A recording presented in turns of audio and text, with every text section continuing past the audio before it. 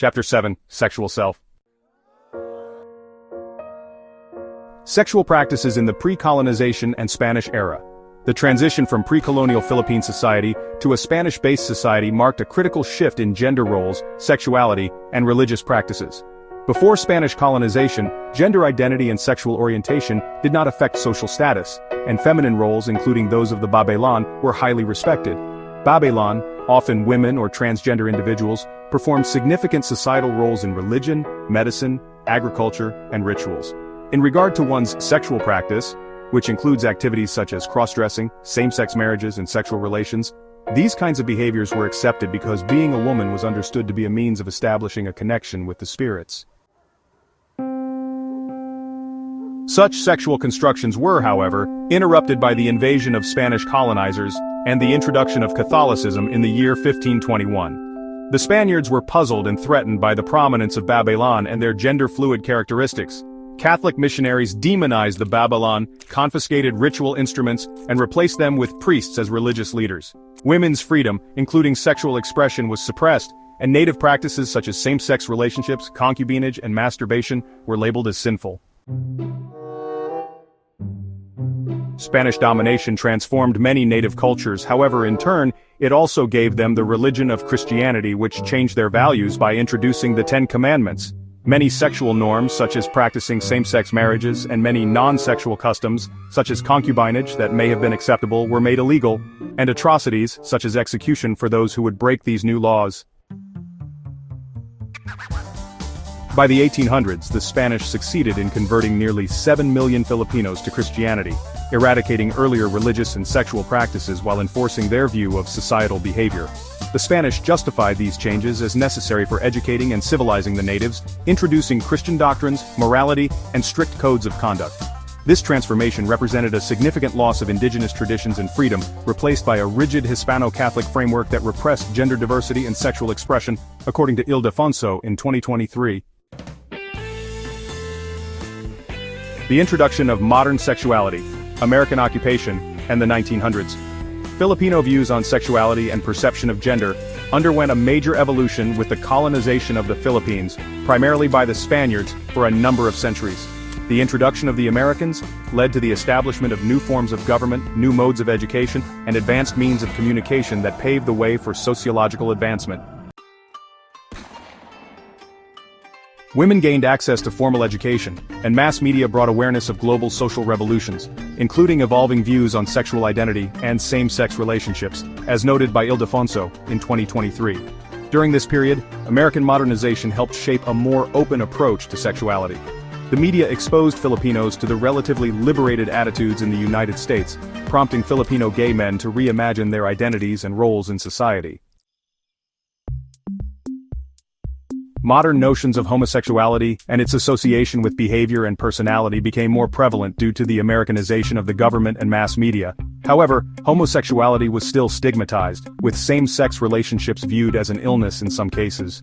Although homosexuality was not criminalized unless violence and intimidation were involved, it would be treated as a criminal act. However, it was treated as a disease. By the 1950s and 1960s, gay men began to gain more visibility through events like beauty pageants and same-sex relationships, particularly in urban areas like Manila. Gay men from higher social classes were seen as elite, while lower-income individuals, known as parloristas, worked in traditionally female roles. Male prostitution also emerged during the war, with young boys referred to as callboys, engaging in transactional relationships with gay men to support their families.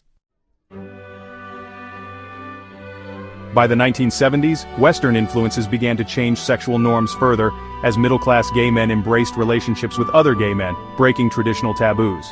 However, this change came with the beginning of the AIDS campaign, which led to negative perceptions and views towards the LGBTQ+ community. However, it increased the activism for gay rights and AIDS prevention that started during American colonialism. Pro-Gay Philippines and UP Babaylan were some of the organizations that first promoted LGBTQ+ rights in the Philippines. Many are still in operation today.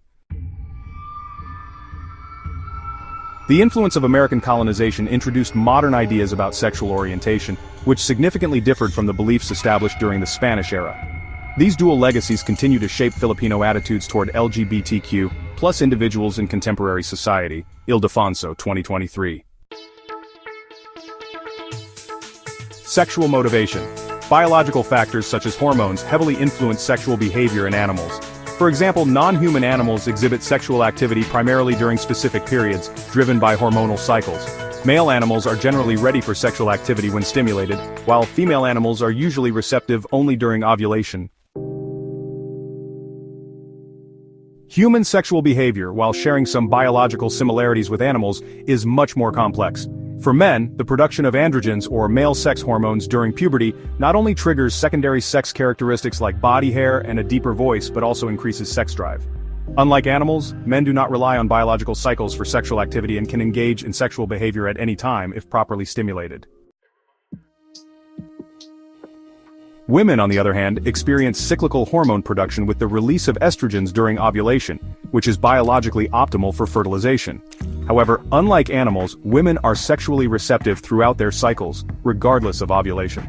There is evidence that men have a stronger sex drive than women, although this may partly result from societal norms discouraging women from openly expressing their sexuality.